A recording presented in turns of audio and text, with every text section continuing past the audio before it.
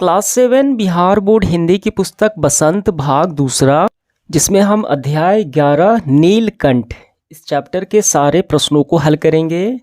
देखिए, ये जो अध्याय है नीलकंठ, ये महादेवी वर्मा द्वारा लिखा हुआ एक रेखा चित्र कहानी है। रेखा चित्र का क्या मतलब है?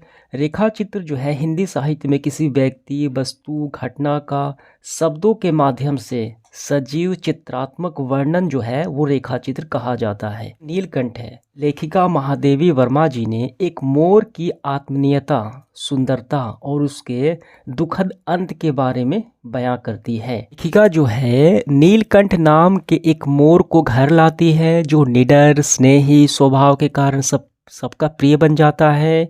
यहाँ तक कि वो अपने आसपास जानवरों का सेनापति भी बन जाता है। ठीक है। और इस कहानी का दुखद अंत तब होता है जब एक कुब्जा मोरनी के कारण नीलकंठ की अचानक मृत्यु हो जाती है।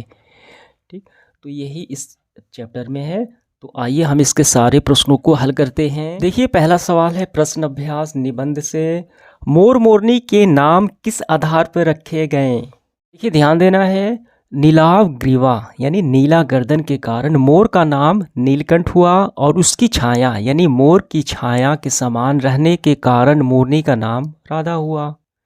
तो इसका उत्तर हम लिखेंगे, नीली गर्दन होने के कारण मोर का नाम नीलकंठ रखा गया, और मोरनी सदा मोर की छाया के समान उसके साथ रहती है, इसीलिए उसका नाम राधा रखा गया।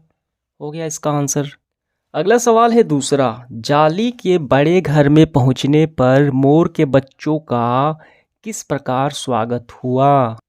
देखिए, यहाँ पे नववधू के आगमन पर, ठीक है, यानी मोरों के आगमन पर कैसे हुआ? नववधू की तरह। परिवार में स्वाभाविक है, लक्का कबूतर नाचना छोड़कर दौड़ पड़े, चारों तरफ घूम घूम कर गुटर गू करने लगा। ठीक है। और इसी तरीके से खरगोश जो है सभादारों के क्रम में बैठकर गंभीर भाव से निरीक्षण करने लगा। तो तोता क्या किया? एक बंद आंख से उसको देखने लगा। तो इसका उत्तर हम लिखेंगे काफ़ी अच्छे से, ऐसे आपको करना है। जाली के बड़े घर में पहुंचने पर मोर के बच्चों का स्वागत नववधू की तरह किया गया।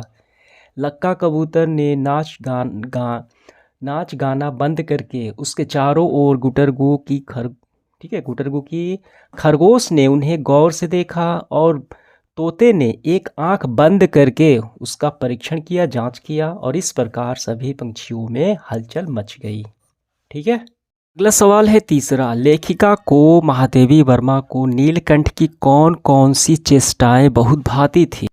देखिए, यहाँ पे नीलकंठ ने कैसे ये समझ लिया कि उसका नृत्य मुझे भाता है। लेखिका को नृत्य उन्हें पसंद था नीलकंठ का, और उसके बाद आपको ये लिया ऐसे करना है। देखिए इसका उत्तर, लेखिका को नीलकंठ की कई चेष्टाएं बहुत पसंद थी, जिनमें बारिश में इंद्रधनुषी पंख फैलाकर नाचना, लेखिका के हाथ से सावधानी से चने चुगना, और उनका दयालु और रक्षात्मक स्वभाव जो शामिल है। उसे गर्दन ऊंची करके देखना, गर्दन टेढ़ी करके शब्दों को सुनना अच्छा लगता था। ठीक है। इसके बाद देखिए चौथा सवाल, इस आनंदोत्सव की रागनी में बेमेल स्वर कैसे बज उठा? वाक्य किस घटना की ओर संकेत कर रहा है? लेखिका महादेवी वर्मा ने एक दूसरा अधमरी मोरनी लाई घर पे, उसका मरहम पट्टी किया, उसका नाम रखा कुब्जा।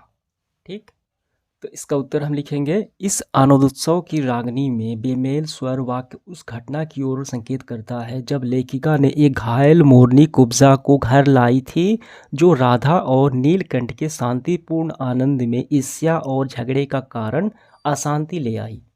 ठीक है, यही बात है, यही घटना है।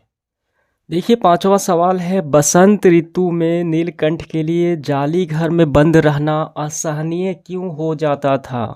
बसंत का महीना आता था तो आम के वृक्ष सुनहली मंजरियों से लद जाते थे, अशोक नए लाल पल्लवियों से ढक जाता था। ठीक है, पल्लवों से ढक जाता था। तो जाली घर में इतना अस्थिर हो उठता, तब जाली घर में वह इतना अस्थिर हो उठता कि उसे बाहर छोड़ देना, यानी उस नीलकंठ को बसंत ऋतु प्रिय था। इसका उत्तर लिखेंगे, बसंत ऋतु में नीलकंठ के लिए जाली घर में बंद रहना असहनीय हो गया, क्योंकि इस मौसम में आम के पेड़ों पर सुनहली मंजरियों और अशोक के पेड़ों पर लाल रंग के फूल आ जाते हैं, जो नीलकंठ को प्रकृति के करीब होने का एहसास कराते थे। नीलकंठ को पुष्पित और पल्लवित वृक्ष ठीक अधिक प्रिय लगते थे, फलों से लदे हुए।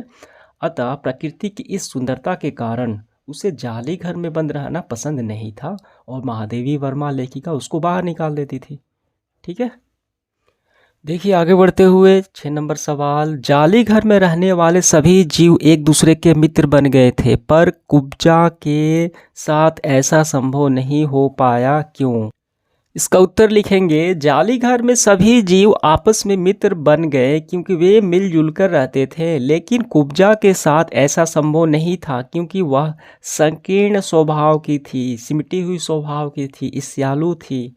ठीक है, ईर्ष्या करती थी, स्वार्थी थी, वह दूसरों से घुलना मिलना पसंद नहीं करती थी, वह अक्सर झगड़ा करती और चोंच से घायल कर देती थी अन्य पंछियों को।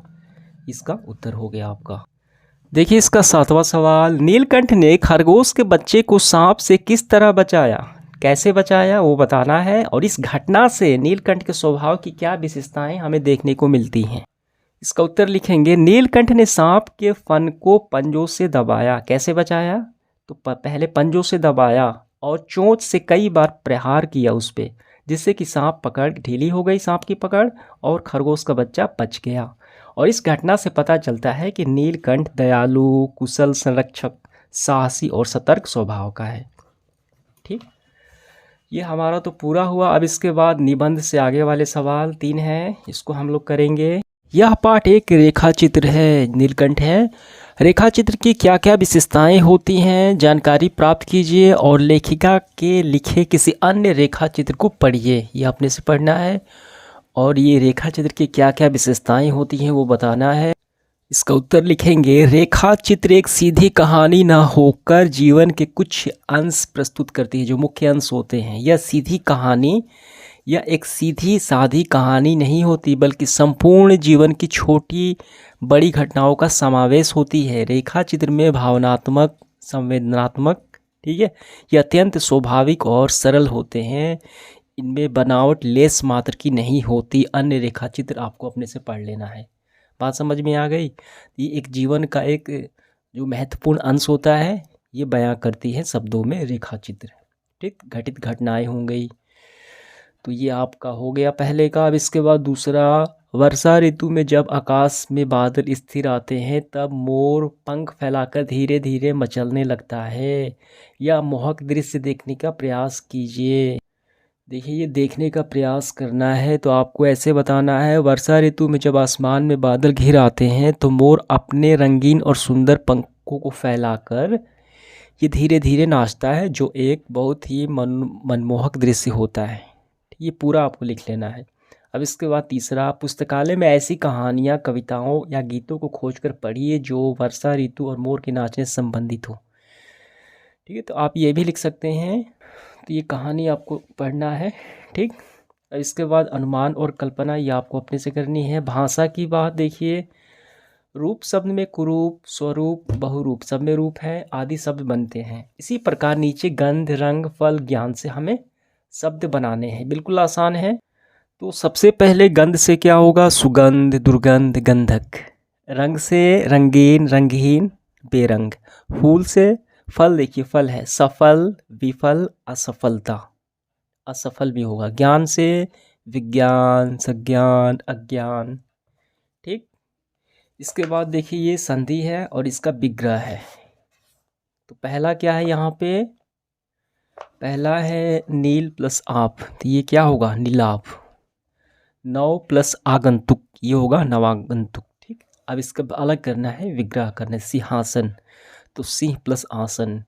मेघाच्छन, तो मेघ प्लस आच्छन। ठीक है, तो इस तरीके से हमारा सेशन समाप्त हुआ। धन्यवाद।